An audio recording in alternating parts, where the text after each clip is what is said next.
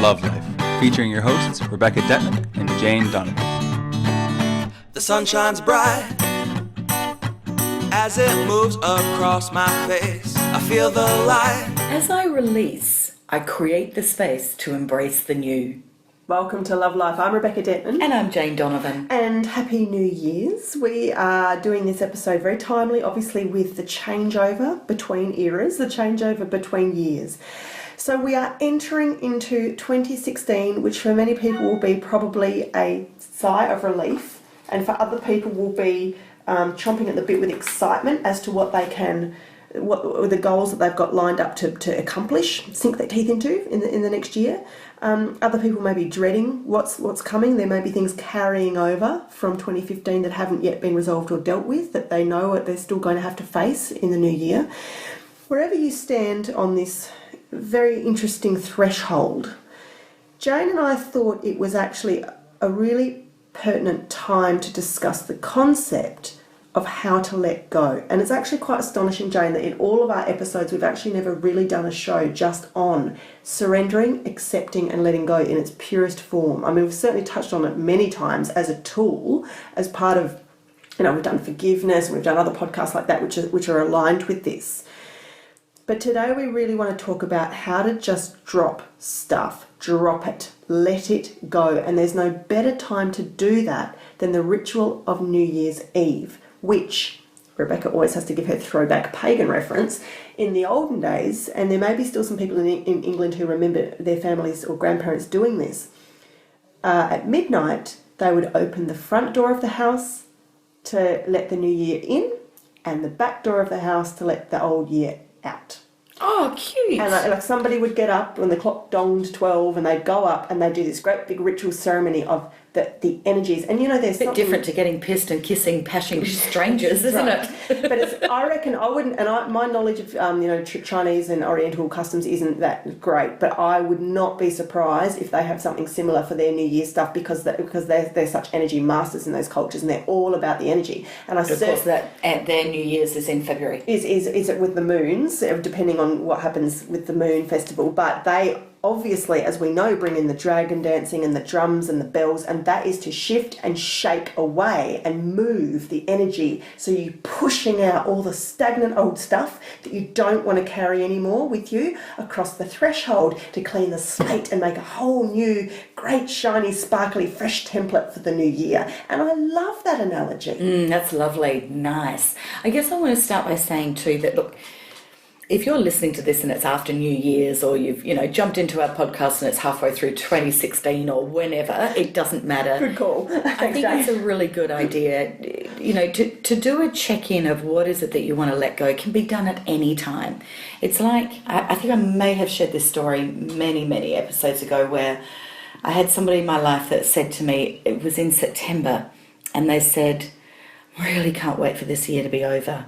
It's been a bad year. And I thought, oh my God, that's 4 months away.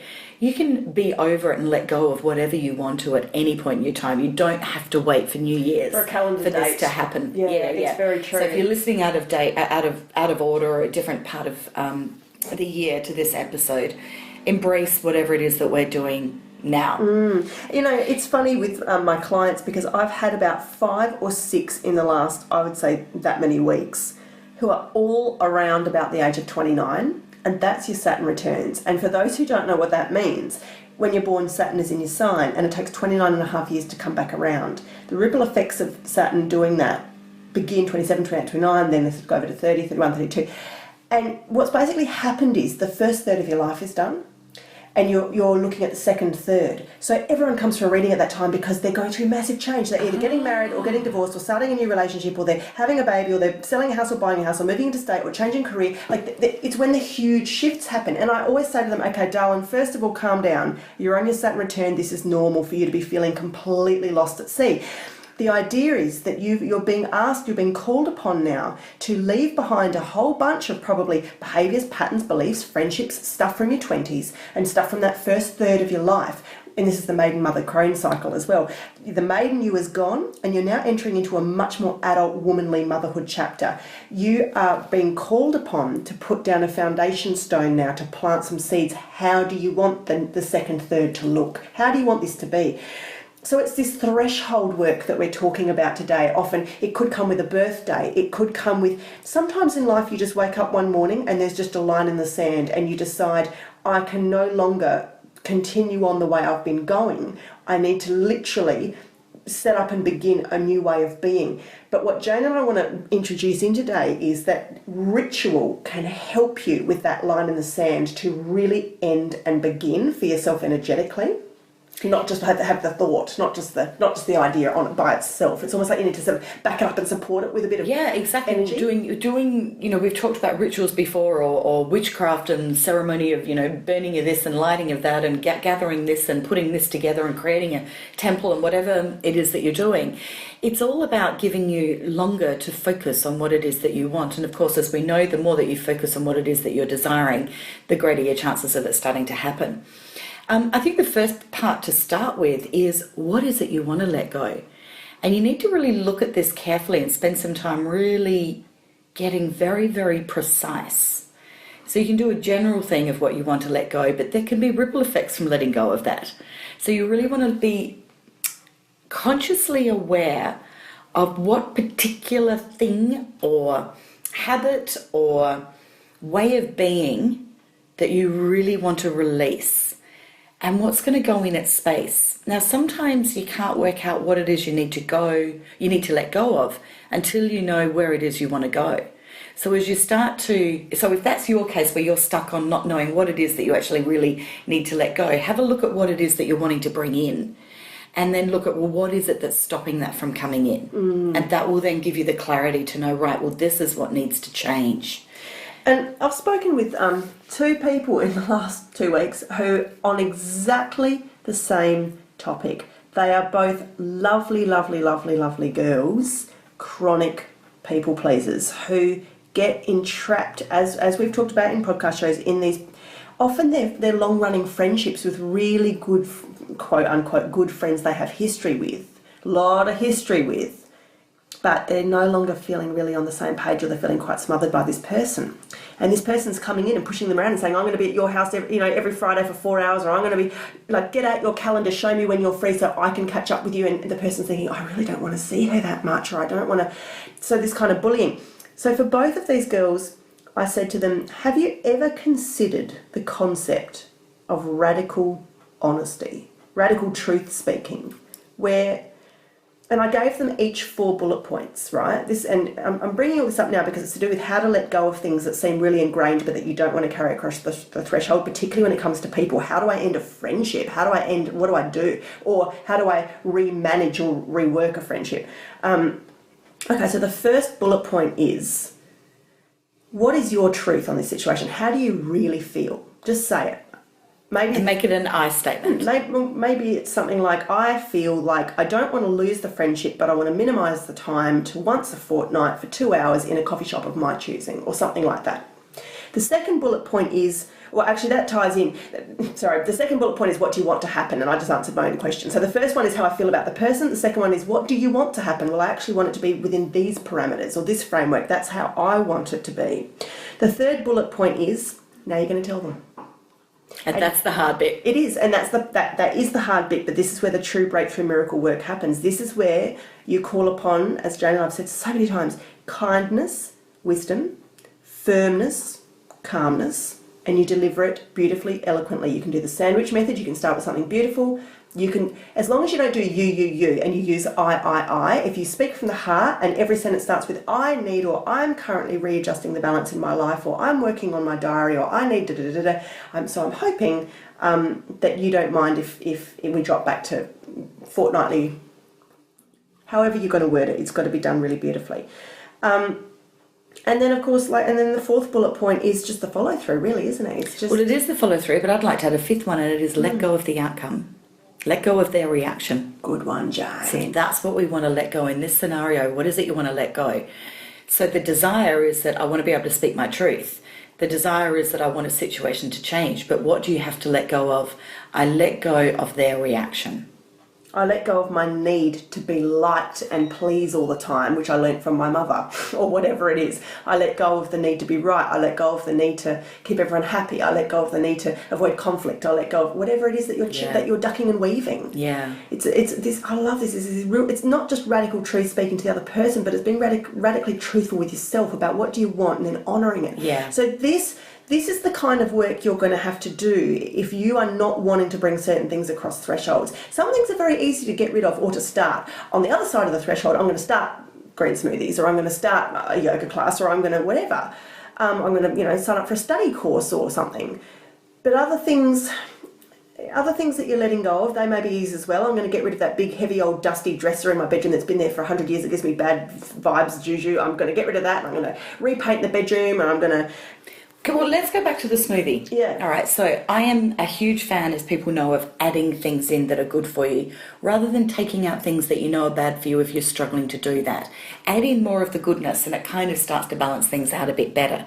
But if your desire is that, you want to be physically healthier, and therefore you're going to add in the green smoothies, let go of the self-talk about your body, your health. Like, there's probably a lot of negative self-talk around, I wish I wasn't so fat, or I wish I wasn't so skinny, or I wish I wasn't so de-energized, or I wish I wasn't whatever.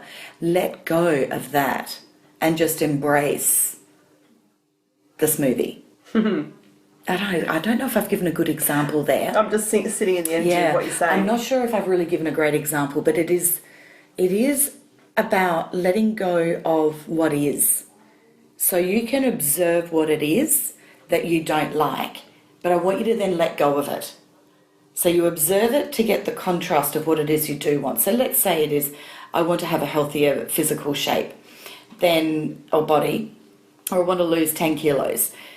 Then acknowledge that. So how am I going to do that? Okay, I'm going to do the smoothies. Okay, great. I'm going to embrace the smoothies. But what am I going to let go of? I'm going to let go of my desire to lose 10 kilos. So as you become detached from that, it is no longer getting the focus of you, which is constantly, the more that you're attaching yourself to, I need to lose 10 kilos, I need to lose 10 kilos, the law of attraction is going to state that you're never going to lose that, because you're not letting go of that. You're hanging on to it. You very much need to anchor into the vibration and emotion of that which you do want. And any good NET person will say that, like when you go for muscle testing is what I'm saying, or kinesiology, and you say, I just want to get rid of the belief in my body that I can't have XYZ, and they say, okay, but we can't muscle test that. We need to check for what do you want to be true, and then we start with that with the body. And the same thing works with law of attraction, which Abraham spells out very clearly. You've got to, this is why, precision of word is so vital, and not just word, but being able to connect with the emotion as well. So if you hate your job, and I've said this countless times on the show, think of 3 emotions you do want to feel, and then say to the universe, give me more of that, give me more of those 3 feelings, those 3 feelings. And so therefore you let go of the fact that you hate your job. That's what you want to let go of. Correct. And so our letting go is actually everything on your list that you want to let go of is probably going to be ways that you are feeling or thinking. And so that's what we're wanting to let go of. Sorry, Jane, I'm interrupting, because I want to tell a cool, funny story. I like your cool, funny stories. Go for it. Thanks, Jane. About a friend of mine who's super spiritual, but as we all are, can be quite shitty and low vibrational at times when it suits her. As I said, my girlfriend gets on the phone and says, right, we're having 5 minutes of an unspiritual conversation before we get to the workshopping the problem in a higher sense. It's like, yeah, go. So my girlfriend's like, oh, my ex-husband this and my ex-husband that.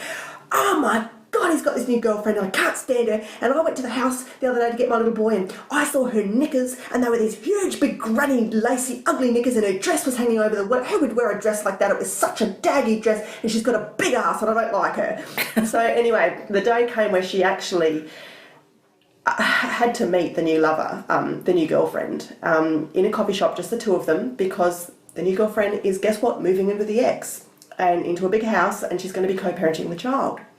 So she's like, I'm going to grill her, I'm taking bullet points, I'm going to just sit there and terrorise her, interrogate her, and da-da-da-da. Anyway, she gets to the coffee shop, she's waiting The girl's late. She sends me a message going, I'm as nervous as if I'm on a Tinder date, she says. Anyway, the girl arrives. I'm waiting for the phone call. Finally it comes. I said, how did it go? She said, I think we're going to be best friends. She said, oh my God. She said, she's just one of us. She's the loveliest girl in the world. She said, we just had a champagne together. We sat and cackled like witches. She was fantastic. She said, you know what I can see happening? I can see my stupid ex-husband eventually leaving her, or she'll leave him, and then she and I will be friends for the next 50 years. Like... What an amazing gift. Isn't that lovely when you get surprised like that, where you think someone's going to be one way and they end up being completely the other? It's such a good But place. I think maybe the lesson here is my friend was really dancing in a lot of insecure, hanging on, clutching, needy, negative energies. And the universe wrapped her on the knuckles. And the universe said, this is not a higher way to be. Your marriage ended some time ago. You've moved on. He's moved on. He's moving in with someone. There's a child involved. You really are going to have to let go.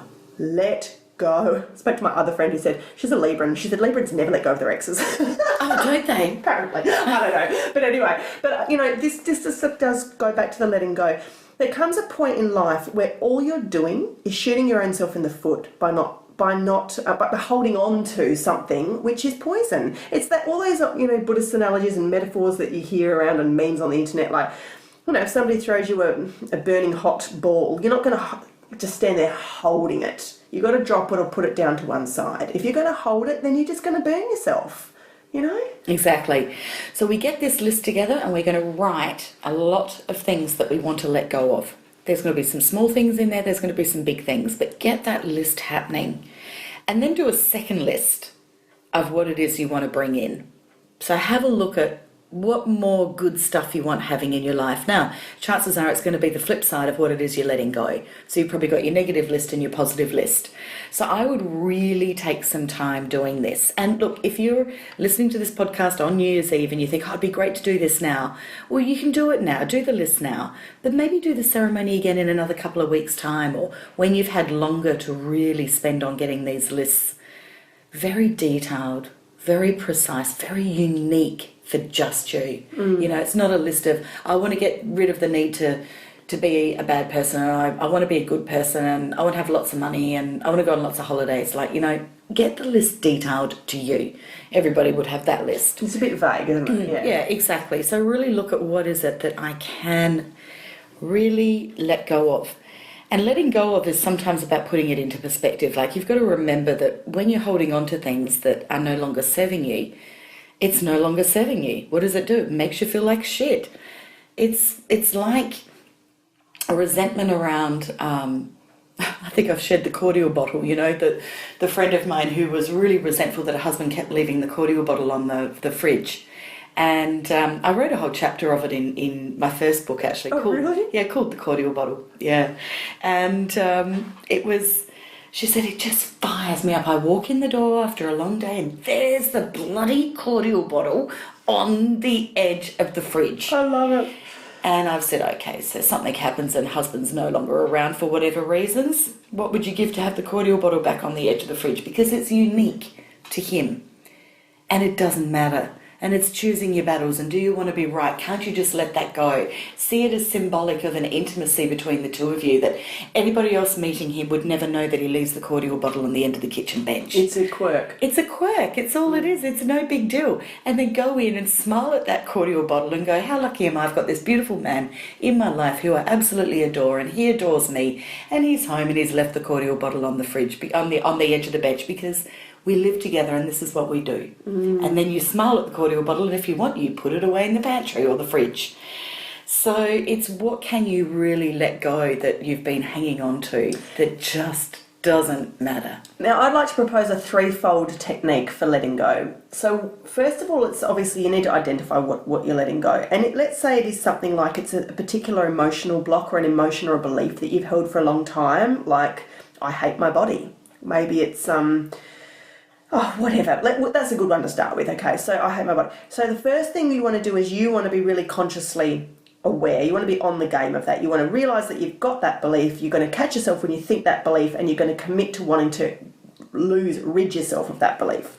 The second thing you're going to do is more physical. I want you to go to somebody who can help you to shift that belief. Maybe it's a muscle tester, maybe it's a hypnotherapist, maybe you're going to do some tapping, maybe you're going to do some positive, I don't know, some sort of life coaching stuff, whatever it is, you're going to couple your conscious awareness work with a physical modality that knocks it out of the body, knocks the vibration out of your cellular memory, or shifts the belief out of your subconscious.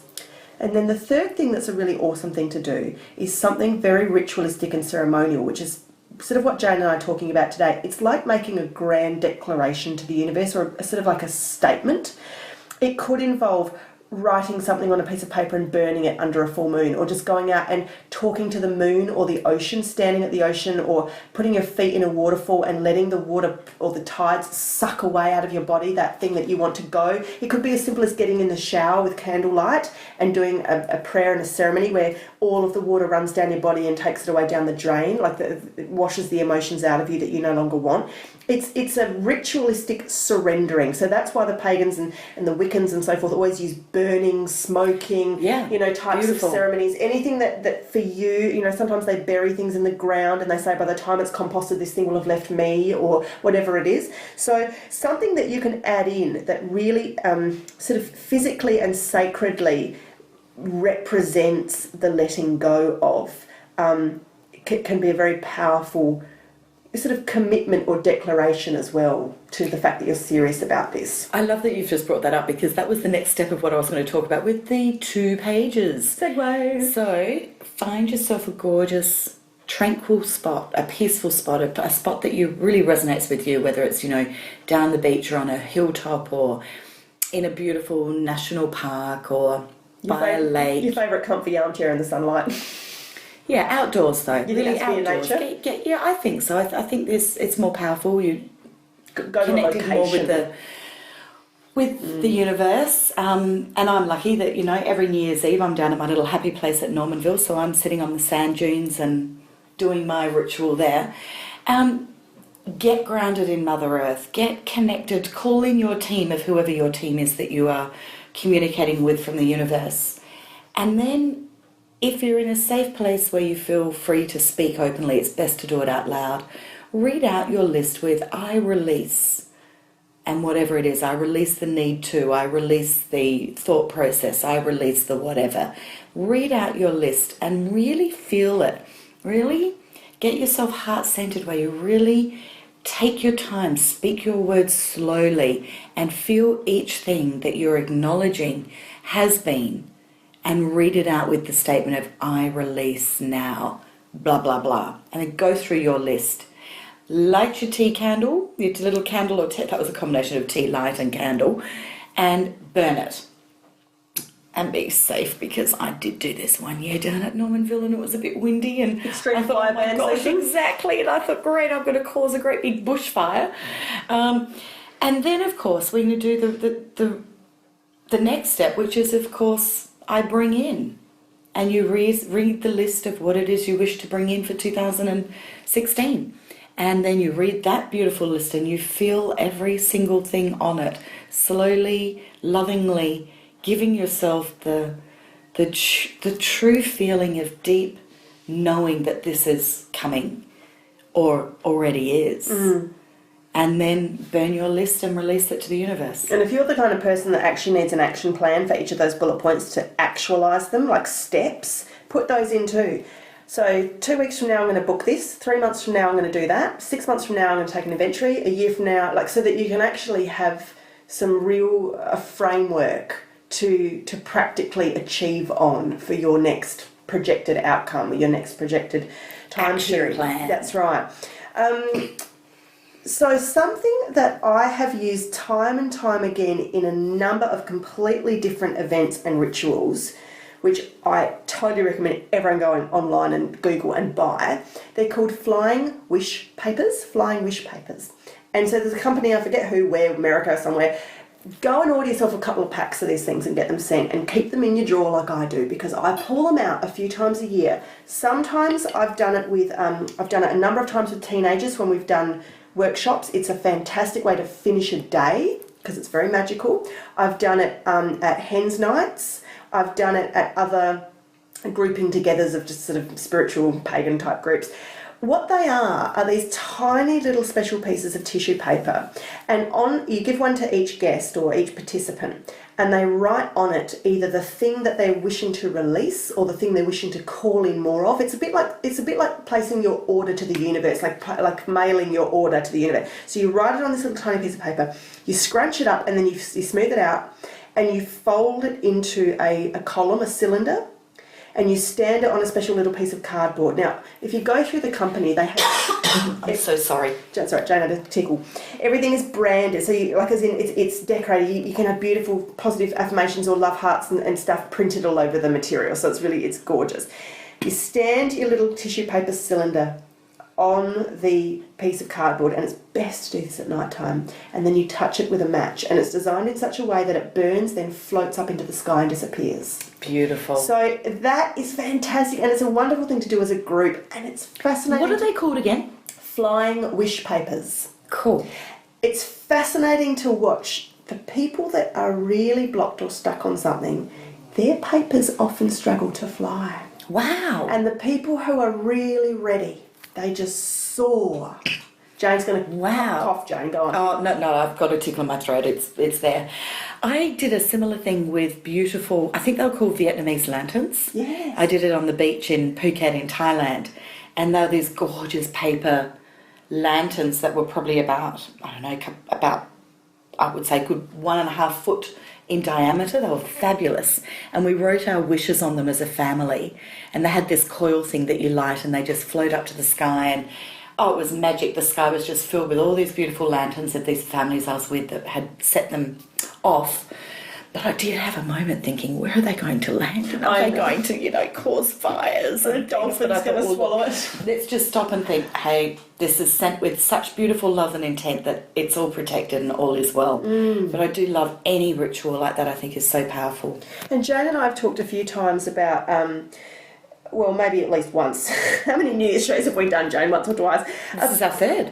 This is our third New Year's episode. So just a little reminder for those of you that may not have heard us in the past but have joined us more recently. Of course, in Western society, New Year's is all about getting drunk, seeing fireworks, hopefully kissing someone, just having a big party, And that's fine, and I'll probably do a bit of that, and Jane will do a bit of that, and we'll all probably do a bit of that. But just remember, we are spiritual people. And so New Year's Eve shouldn't really be any different. Now, either you scrap that and you plan a more spiritual event for New Year's Eve, which I've done. I've done full moon, go out under the moon at midnight in circles once or twice. And you do like your flying wish papers or your releases or your intentions for 2016 in a powerful group with candles in the middle. It's fantastic. Or you make sure that you carve out some time in the 24 hours around New Year's Eve. I'm thinking in the old year, before the New Year's begun. I normally do mine at around dusk. Yeah, beautiful. Because it's before all the party and the fireworks and all of that happens, so I go off get quietly. Get a little bit of around quiet time and go away with your pen and your paper and your heart and your soul and have a conversation with yourself. It's like that little inventory, and I think last year our episode was called your New Year's report card. Check in. Go back and listen to that one too, maybe in conjunction with this one, because it's like, where am I at? No one's grading you anymore. No one. You are the person who is checking in on your progress and where you want to go next in 2016. As I release, I create space to embrace the new. Have a lot of fun embracing the new. Have a lot of fun in this beautiful holiday season. Most of you have probably got time off work and families. And Jane and I want to let you know that we're here for you all through 2016. If you have any questions, if you need counselling, if you need coaching, if you need to go back through our archives for more specified topics for help, just jump on lovelifeshow.com or send us your questions on our Facebook page, which is facebook.com/lovelifeshow. So until we rejoin you in 2016, Jane and I wish you a really magical, sacred crossing of the threshold and a peaceful and prosperous new year. And I'm saying happy 2016. Make it the best one yet. Life is perfect, I'm not trying, it's just happening.